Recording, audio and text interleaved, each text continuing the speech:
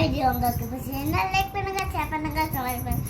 மறக்காம கோகிலா கிச்சனுக்கு சப்ஸ்கிரைப் பண்ணுங்க. தேங்க்யூ, வணக்கம்.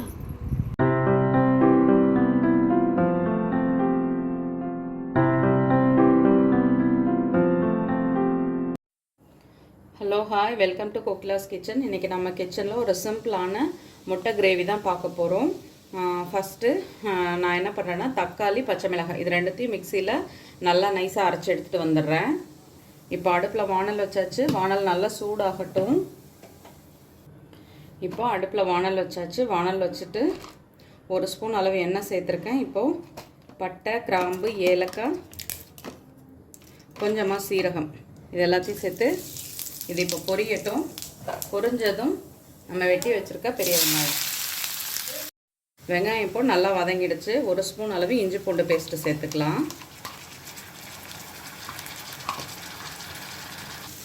இப்போ இஞ்சி பூண்டோட பச்சை வாசனைலாம் போயிடுச்சு. நம்ம கொஞ்சமாக தனி மிளகாத்தூள், அடுத்து தனியாத்தூள், கொஞ்சம் கரம் மசாலா,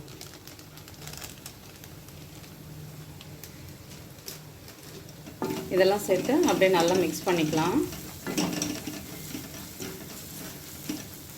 இது நல்லா மிக்ஸ் ஆனதும் நம்ம தக்காளி பேஸ்ட் அரைச்சிருக்கோம் இல்லையா, அதை சேர்த்துக்கலாம்.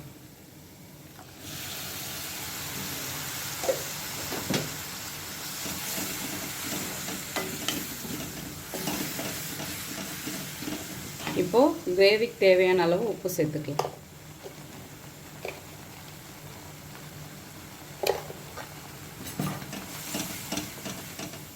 இது கூட இப்போ ஒரு ஸ்பூன் அளவு கர்ட் தான் ஆட் பண்ண போகிறேன். அதை நல்லா க்ரீமியாக அடிச்சுக்கணும். அதனால் நான் மிக்சியிலேயே அரைச்சி எடுத்துகிட்டு வந்துடுறேன். தக்காளி அரைச்சா அதே இதில் தான் நான் பண்ணேன். ஏன்னா எப்படி இதில் இருக்க தண்ணியை வாஷ் பண்ணி இதில் தான் சேர்க்க போகிறோம். அதுக்காக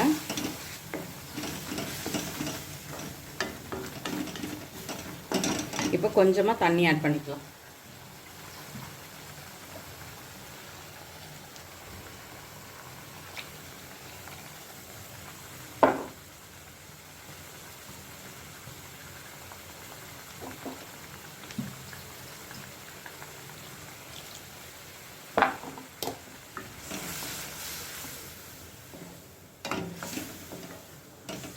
இதை இப்போது அப்படியே நல்லா கொதித்து எண்ணெய் பிரிஞ்சு வரும். அந்த ஸ்டேஜில் நம்ம முட்டையை ஆட் பண்ணிக்கலாம்.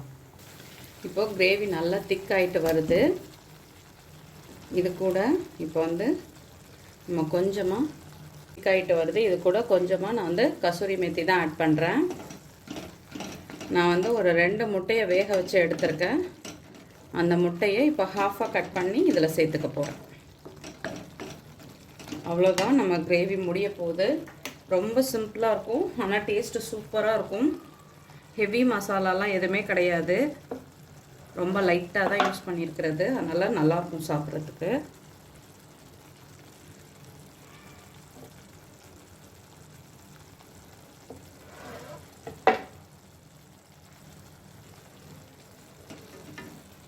அவ்வளோதான். இப்போது மல்லித்தழை போட்டு நம்ம இறக்க வேண்டியதான். ஒரு 2 மினிட்ஸ் இந்த கிரேவியோட இந்த முட்டை நல்லா மிக்ஸ் ஆகட்டும். லாஸ்ட்டாக மல்லித்தழை தூவிக்கலாம்.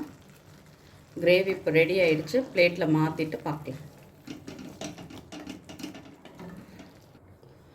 சிம்பிளாக அதே சமயம் சூப்பரான சப்பாத்திக்கு ஏற்ற மாதிரி ஒரு முட்டை கிரேவி ரெடி ஆகிடுச்சு. நீங்களும் வீட்டில் ட்ரை பண்ணி பாருங்கள். பிடிச்சிருந்துச்சுன்னா மறக்காமல் ஃப்ரெண்ட்ஸ் அண்ட் ஃபேமிலிக்கு ஷேர் பண்ணுங்கள். ஷேர் பண்ணுறதோடு மட்டும் இல்லாமல் வீடியோ பிடிச்சா லைக் பண்ண மறந்துடாதீங்க. தேங்க்யூ.